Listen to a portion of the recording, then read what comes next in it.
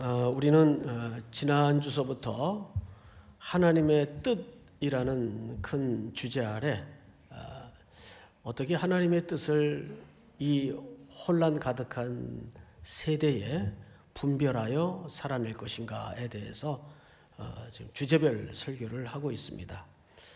지난주는 갈등으로 증폭된 사회 속에 우리는 어떻게 지혜롭게 좌우가 아닌 하나님 편에 서서 이 시대를 헤쳐나갈까에 대해서 말씀을 좀 부담스럽게 들었죠. 지난주 제가 3부 설교했죠? 안 했군요. 혹 지난주 설교를 듣지 못한 분들은 또 인터넷으로 또 너튜브로 또 청취하실 수 있습니다. 오늘은 누가복음 20장에 나타난 부활 논쟁에 대해서 말씀을 좀 나누겠는데요. 이 부활 논쟁으로 대화는 시작이 되는데 사실 오늘 큰 주제는 부활이 주제는 아닙니다. 자, 우선 첫 절을 좀 보도록 하죠. 부활이 없다고 주장하는 사두개인 중 어떤 이들이 와서 이렇게 돼 있어요. 자, 누가 온 거죠? 사두개인이 왔어요. 여러분 조금 오늘 말씀을 듣기 위해서 이 당시 유대 사회를 구분하고 있는 큰 무리들을 좀 이해할 필요가 있습니다. 크게 세 부류가 있어요. 첫째는 바리새인과 서기관들. 이건 그냥 한 편이라고 보면 됩니다. 신학적으로도 한 편이고 삶의 방식도 한 편이었습니다. 바리새인과 서기관. 또 한켠에는 오늘 여기 등장하는 사두개파가 있었어요. 근데 이 둘의 극명한 신학적 차이가 뭐냐면 사두개 사람들은 부활이 없다. 부활이라는 게 어디 있냐. 하나님을 믿긴 믿는데 부활은 없다. 서기관과 바리새인들은 부활은 있다. 이렇게 구분해서 이해를 하시면 돼요. 자, 그런데 이 사두개파인 부활이 없다고 주장하는 사람들이 주제를 뭘 가지고 물었는가 하면 부활을 가지고 물었어요. 부활을. 자, 부활이 없다는 사람들이니까 아무래도 삶의 모든 집중과 초점이 현세적입니다. 왜? 다음 세상이 없으니까 이들에게는. 게다가 그러다 보니 이들은 당시 지배국이었던 친로마 성향을 띠고 있었어요. 그래서 사회의 모든 요직은 다 사두개파가 장악하고 있었습니다. 가장 대표적인 종교 권력기관 중에 하나인 대제사장 임면권이 로마 정부에 있었죠. 그건 원래 로마 정부에 넘어가서는 안 되는 건데 종교가 타락하다 보니까 이제 로마 정권에게로 이게 넘어갔어요. 그러니까 로마 정부도 자기 입맛에 맞는 파에서 대제사장을 하는 것이 훨씬 정부 운영에 수월하겠기에 대제사장을 임명할 때 사두개파 일원 중에서 대제사장을 임명하곤 했습니다. 그리고 그들의 권력자들에 의해서 사회의 경제 구조라든지 또 사회의 모든 그 메커니즘이 운영이 되고 만들어졌습니다. 그런 배경 속에 오늘 본문을 좀 이해하시면 좋을 것 같아요. 그러다 보니까 아무래도 바리새파와 서기관들은 늘 로마 정부와 이 사두개파와는 갈등의 골이 굉장히 깊었어요. 도저히 함께할 수 없는 그런 간격이 있었습니다. 자, 그런데 이들이 사두개파가 예수님에게 와서 이제 어떤 질문을 합니다. 질문을 좀 들어봅시다. 28절. 물어 이르되 선생님이요. 자, 여러분 예수님을 뭐라고 부르고 있죠? 그냥 선생님이라고 부르고 있어요. 라비오. 그렇게 된 거죠. 모세가 우리에게 써주기를. 자, 여러분 모세가 우리에게 써줬다는 말은 무슨 뜻인가 하면 왜 하나님 말씀에는 또는 일반적으로 표현하듯이 성경에 이렇게 표현을 안 하고 모세의 글이라는 표현을 했을까요? 모세가 우리에게 써준 글에는 이렇게 했단 말이에요. 여기에는 그들의 성경관을 좀 이해하셔야 돼요. 그들은 성경 전체를 믿지 않습니다. 유일하게 그들이 믿는 성경은 모세가 써준 오경만 믿습니다. 그러니까 창세기, 출애굽기, 레위기, 민수기, 신명기 이 5권의 책만 성경이에요. 그래서 구분해서 표현을 한 거죠. 모세가 써준 글에는 이렇게 표현을 한 거예요. 써주기를 만일 어떤 사람이 형이 아내를 두고 자식이 없이 죽으면 그 동생이 그 아내를 취하여 형을 위하여 상속자를 세울지니라 하였나이다. 이것은 신명기서의 모세의 글에 성경을 인용한 겁니다. 이거를 이제 율법에는 뭐라고 하냐면 계대혼인법 또는 형사취수법. 그러니까 형이 죽으면 아내를 대신 취해서 대가 끊어지지 않도록 계대혼인을 하는 거예요. 그래서 이 법은 율법입니다. 하나님의 말씀에 신명기 25장에 나와 있는 법이에요. 이제 이 법을 놓고 예수님을 함정에 빠뜨리기 위해서 질문을 가상으로 만들었어요. 가상적 질문을 한번 들어보십시다. 29절. 그런데 칠형제가 있었는데 마지가 아내를 취하였다가 자식이 없이 죽고 그 둘째와 셋째가 그를 취하고 7이 다 그와 같이 자식이 없이 죽고 그 후에 여자도 죽었어요. 그리고 이제 질문의 본질이에요. 33절 다 같이 시작. 7이 다 그를 아내로 취하였으니 부활 때에 그 중에 누구의 아내가 되리이까? 네, 이거는 이제 만든 질문입니다. 무엇 때문에? 예수님을 공경에 빠뜨리기 위해서, 그리고 그들이 없다고 주장하는 부활의 허구를 사실상 완성하기 위해서. 부활이라는 게 어딨냐? 그래서 질문을 만든 거예요. 자, 선생님, 예를 들어서 7 형제가 있다 합시다. 그리고 형이 죽었어요. 그럼 둘째가 그 아내를 맞았을 거고 둘째도 죽었어요. 이렇게 막내까지 다 죽었는데 자식이 없이 그 아내마저 죽었어요. 그러면 이제 예수 당신 말대로 부활이 있다면 그들이 다 부활을 했을 텐데 그러면 그 여자가 누구의 아내가 되겠습니까? 라고 물은 거예요. 자, 여러분, 누구의 아내가 될까요? 여러분 생각에는 누구의 아내가 될 것 같아요? 제가 누구한테 직접 물어봤어요. 그랬더니 그래도 본 남편이 첫 번째 아들이니까 그 분의 아내가 될 것 같다, 이렇게 얘기하는 사람도 있더라고요. 여러분 생각에는 누구 아내가 될 것 같아요? 7사람 중에 생각 안 해보셨나요?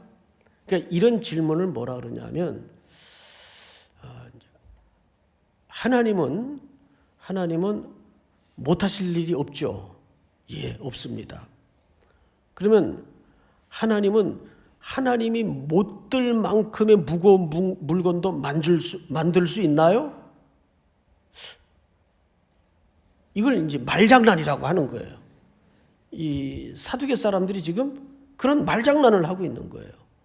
그럼 부활 후에는 누구의 아내가 되겠습니까? 그랬더니 예수님이 부활이 있고 없고로 답을 하는 게 아니라 다른 답인데 사실상 부활을 전제로 한 답을 내놔요.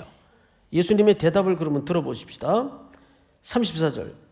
예수께서 이르시되 이 세상 자녀들은 장가도 가고 시집도 가되 저 세상과 및 죽은 자 가운데 부활함을 얻기에 합당히 여김을 받은 자들은 장가가고 시집가는 일이 없으며. 자, 여기서 예수님이 오늘 말씀의 제목을 여기서 땄는데 이 세상 사람을 구분했고 저 세상 사람을 구분했어요. 그러면 저 세상 사람들은 어떤 사람들인가 하면 부활의 약속을 받은 사람들이에요. 그럼 이 세상 사람들은 삶의 패턴이 어떤 삶인가? 일단 이 세상 사람들부터 보십시다.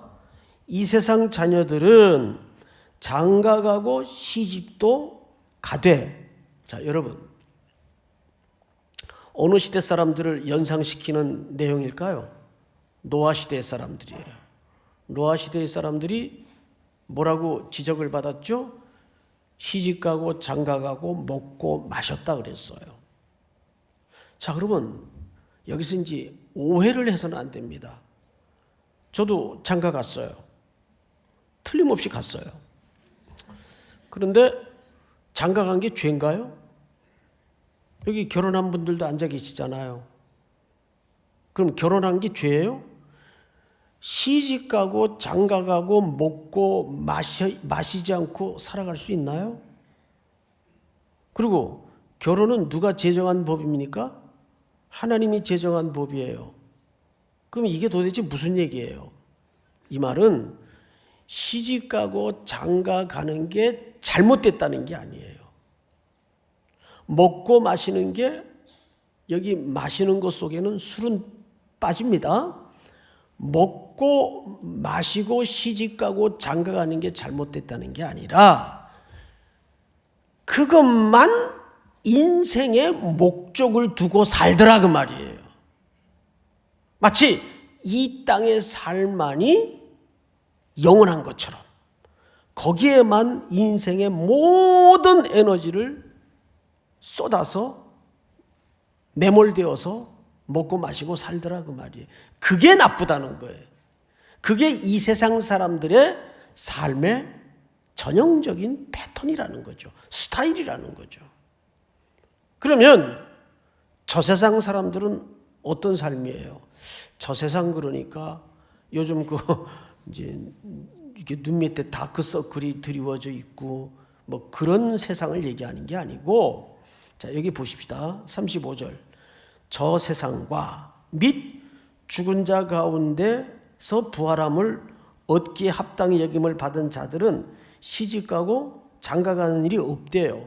이 말은 무슨 뜻인가 하면, 저 세상에는, 부활 이후의 삶에는 새로운 가족으로 우리가 만나는 거지, 이 땅에 부부로 살던 사람이 저 세상까지 또 부부로 만나는 일은 절대 없다는 거예요. 안심하세요. 네? 걱정하지 마세요. 물론 가끔 가다가 이제 저 세상에서도 현재의 아내를, 현재의 남편을 다시 만나고 싶어하는 그런 순정 남녀도 있겠죠. 가정이 너무 행복하니까. 그런데 그것과는 비견될 수 없는 새로운 가족 공동체로 부활 이후에는 만나진다는 거예요. 자, 그런데 또 보십시다. 36절 한번 여러분들이 같이 읽읍시다. 시작. 그들은 다시 죽을 수도 없나니 이는 천사와 동등이요 부활의 자녀로서 하나님의 자녀임이라. 천사가 아니에요. 천사와 동등되다 그랬지 다 천사가 된다는 말이 아니에요. 자, 또 본문을 보십시다. 부활의 자녀로서 하나님의 자녀임이라. 자, 부활의 자녀는 이퀄 곧 누구의 자녀가 된다는 말이 되죠. 하나님의 자녀이라는 공식이 됩니다. 그러면 그 하나님의 자녀는 어떤 사람들인가? 37절. 죽은 자가 살아난다는 것은 모세도 가시나무 떨기에 관한 글에서, 자, 앞을 잠깐 보십시다. 모세도 가시나무 떨기에 관한 글 하면 어느 성경을 얘기한 것 같아요? 출애굽기입니다. 출애굽기 3장에 나오는 이야기죠. 이 인용을 지금 누가 하고 있어요? 예수님이 하고 있어요. 모세의 글이에요. 자, 사두개 사람들이 부활이 없다는 걸 증명하기 위해서 무슨 글로 질문을 했죠? 모세의 글로 질문을 했어요. 근데 이 질문에 대한 답변을 예수님이 지금 누구의 글로 답변을 해요? 모세의 글로 답변을 해요. 그리고 모세의 글의 내용을 좀 보십시다. 나무 떨기에 관한 글에서 주를 아브라함의 하나님이요 이삭의 하나님이요 야곱의 하나님이시라 칭하였나니 하나님은 죽은 자의 하나님이 아니요 어떤 자의 하나님이시라. 자, 그러면 이 말은 모세도 아브라함도 야곱도 이삭도 목이 다 매네요. 살아있다는 얘기입니까? 죽었다는 얘기입니까? 그렇죠. 하나님은 죽은 자의 하나님이에요? 살아있는 자의 하나님이에요? 그럼 살아있다는 것은 뭘 이미 전제한 대답이에요. 부활. 하나님은 죽은 자의 하나님이 아니라 살아있는 자의 하나님이라는 거예요. 그러니까 아브라함도 지금 살아있고 모세도 살아있고 우리도 어떻게 될 것 같아요? 우리는 누구의 자녀입니까? 부활의 자녀예요. 부활의 약속을 받았어요. 그렇게 믿으시죠? 부활의 약속을 받았어요. 이 동의가 오늘 설교에 굉장히 중요합니다. 그러자 모세의 글로 논박을 하자. 40절 다 같이 시작. 그들은 아무것도 감히 더 물을 수 없음이더라. 아무것도 감히 더 물을 수 없다는 말은 예수님의 말을 인정했다는 얘기입니까? 인정하지 못했다는 얘기입니까? 인정했다는 얘기예요. 그러면 여기에서 우리는 두 가지 사실을 먼저 깨달아야 돼요. 모세의 글을 예수님이 인용했을진된 그 글도 하나님의 말씀이에요. 또 신명기 25장의 계대 혼인법에 대한 그들이 꺼내들었던 율법도 하나님의 말씀이에요. 맞죠? 그래서 하나님의 말씀인 것을 증명했고 그 말씀에 대한 부활의 해석을 최종적으로 누가 하셨어요? 예수님이 하셨어요. 그러면 해석의 최종적인 권위도 누구에게 있는 거예요? 예수님에게 있는 거예요. 사두개나 바리새인들에게 있는 게 아니에요. 그래서 그들이 한마디도 대답 못했어요. 성경이 여기서 끝나면 이해도 하기 쉽고 간단히 끝나요. 그런데 여기에 39절을 보시면 그 무리 중에 섞여 이 대화를 듣던 서기관 하나가 39절 다 같이 시작.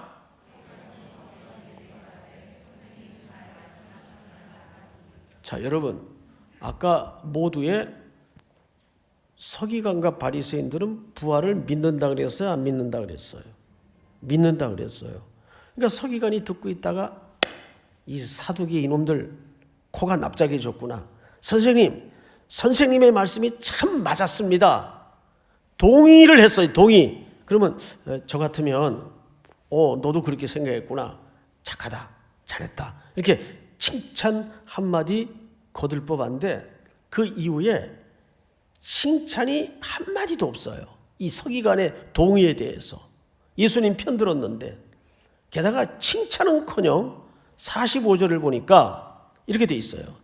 모든 백성이 들을 때 예수께서 그 제자들에게 이르시되 긴 옷을 입고 다니는 것을 원하며 시장에서 문안받는 것과 회당의 높은 자리와 잔치 윗자리를 좋아하는 누구를 상가라?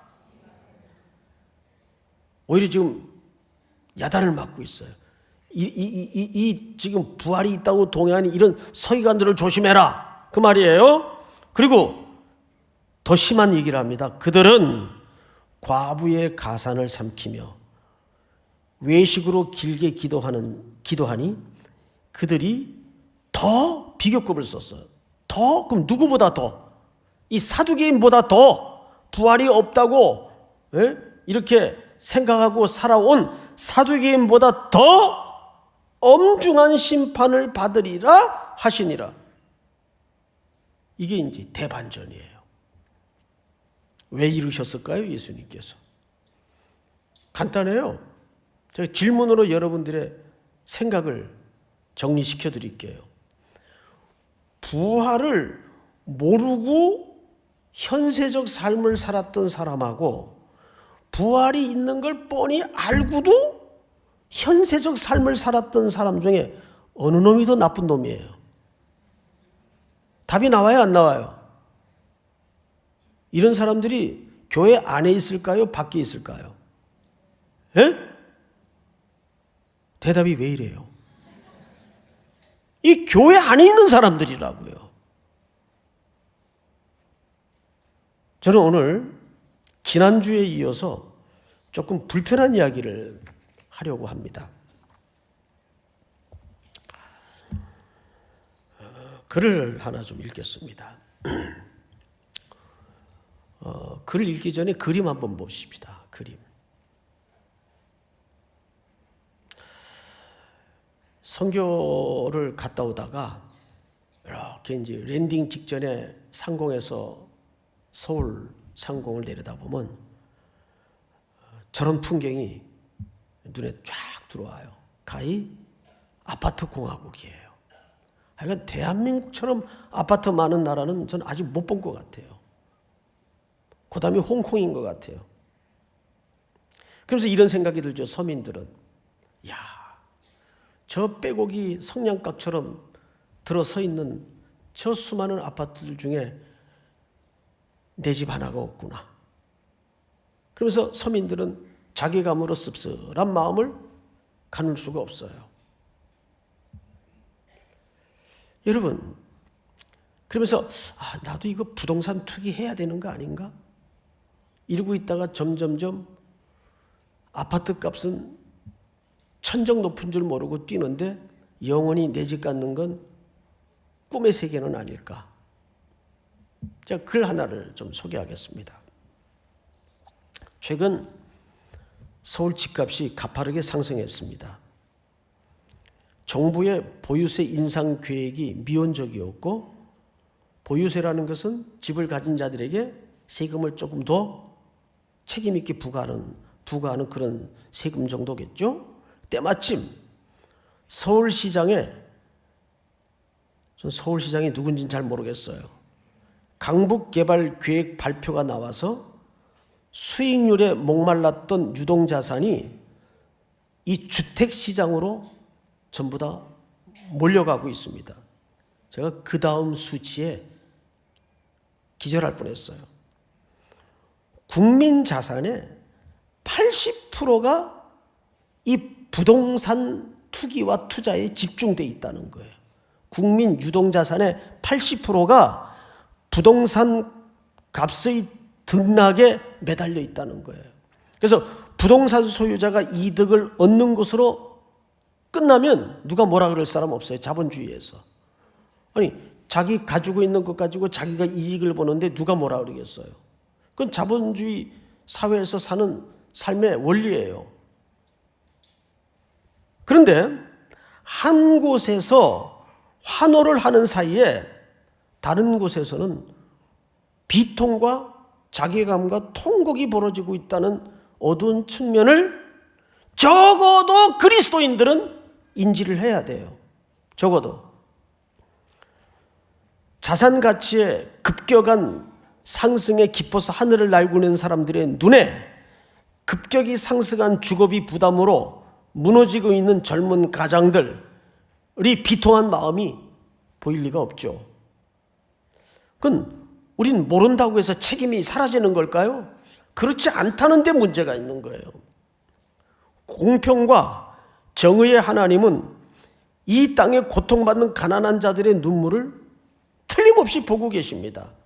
전셋값 상승에 이 다음 말에 제가 너무 마음이 메어졌어요. 전셋값 상승에 전전긍긍하는 그 가장들의 무거운 마음과 올라간 보증금, 월세 부담에 고금리 대부업체 광고를 살펴보게 되는 이 가난한 청년들, 젊은 가장들의 참담한 마음을 잊어서는 안 된다는 거죠. 예언자 이사야는 이런 얘기를 했어요. 우리 이사야 5장 8절을 좀 띄워주세요. 한번 같이 읽어볼까요? 시작. 가옥에 가옥을 이으며 전투에 전투를 다하여 빈틈이 없도록 하고 이 땅 가운데에서 홀로 거주하려 하는 자들은 화 있을진저. 뭔 말인지 잘 모르겠죠. 번역이 좀 복잡하게 돼서 쉽게 풀어서 번역한 성경을 다시 읽어드릴게요. 집과 땅을 계속 사들여 다른 사람이 살 공간도 남기지 않고 혼자 살려고 하는 사람에게는 화가 있을 것이다. 다시, 집과 땅을 계속 사들여 다른 사람이 살 공간도 남기지 않고 혼자 살려고 하는 사람에게는 화가 있을 것이다. 풀어놓자면 이 뜻입니다. 그러니까 이런 인간의 탐욕이 어디에도 있었다는 얘기예요. 고대 사회에서부터도 있었다는 얘기예요. 탐욕이라는 것은 얼마나 무서운가 하면 아담과 하와가 첫 거주지였던 에덴 동산은 다 가진 공간이었어요. 다 가진 공간이었는데 그게 그들에게는 부족했습니다. 무엇이 부족하게 만들었죠? 환경이 부족하게 만든 게 아니라 탐욕이 부족하게 만들었습니다. 그리고 그 탐욕으로 인류는 그 첫 번째 무어했던 환경에서 쫓겨남으로 인류의 비극은 이렇게 시작이 된 거예요. 가슴 아픈 얘기죠.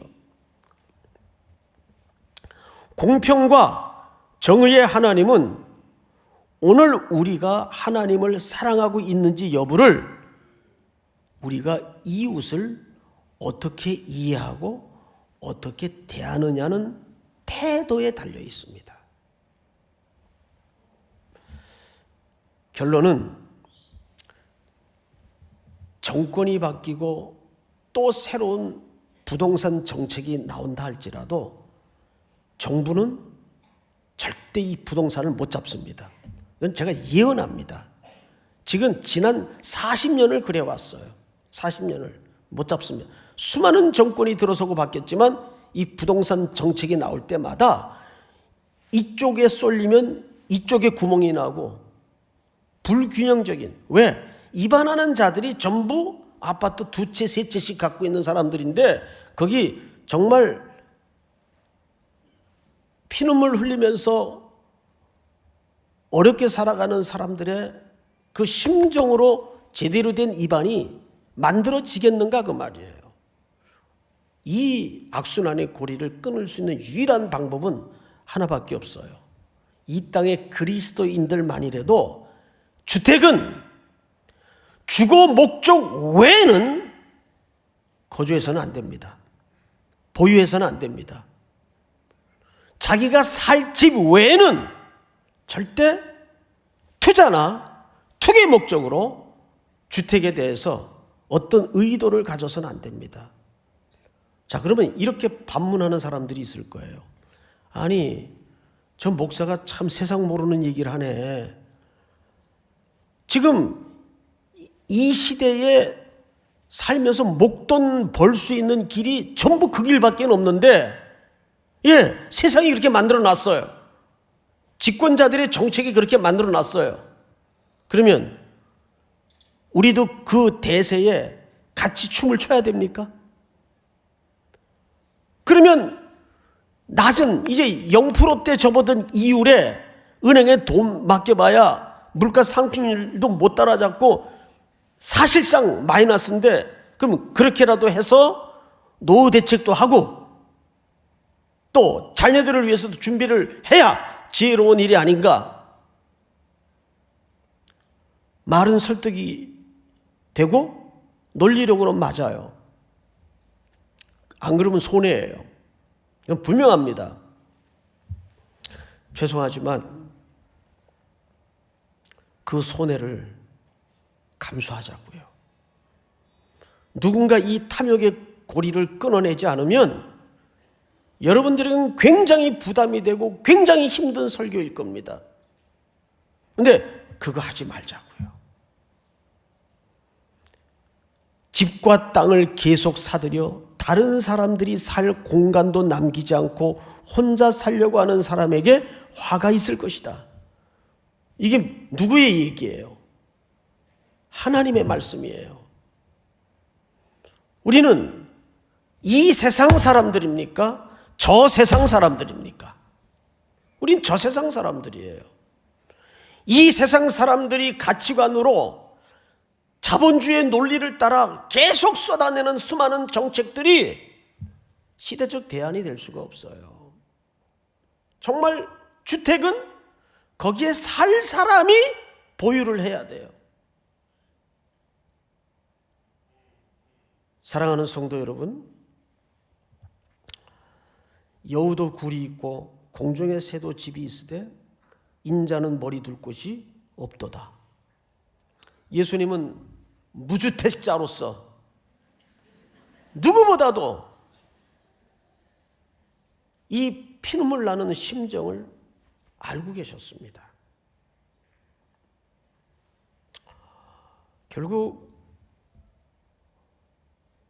TV나 무슨 정책 토론 들어보면 예수 믿는 사람들까지도 어디에 마침 그때 아파트 사뒀더니 2배가 올랐다. 하나님이 얼마나 우리를 축복하셨는지 모른다. 절대 그거 축복 아닙니다. 하나님은 하나님의 백성들을 그런 방법으로 축복하지 않아요. 그걸 축복이라고 착각해서는 안 됩니다.